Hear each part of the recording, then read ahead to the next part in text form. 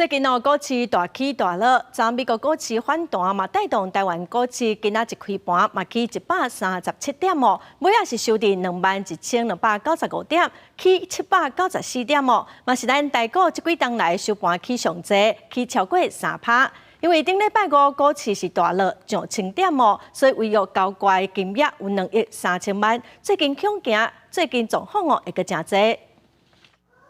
美国四大指数初六收盘全面起，台股盘势也受到刺激，开盘起137点，上悬一声起766点，来到21267点，徛起哩半年线。分析师认为讲，这一波的杀盘的中心是来自美股甲日股，伫国际市场情绪渐渐慢落来之下，拄到低点尾盘入场，指数暂时转来到5日线附近。 过去这几天，我们可以看到急速杀盘之后呢，市场过度恐慌，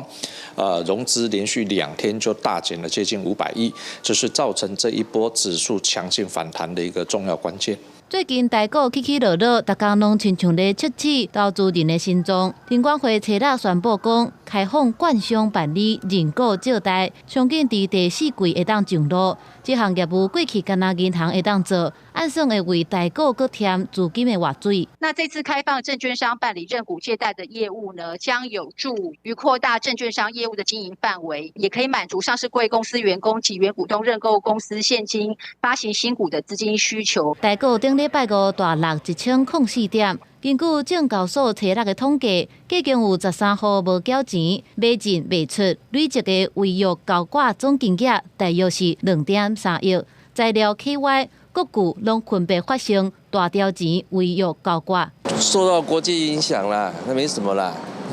长期持有就好了。不过，唔拿顶礼拜五尔，台股欧息8日大跌1807点，按照 T 加2交挂制度，初期无排除期限内口座钱无够，违约交挂的情形会阁较济。记者综合报道。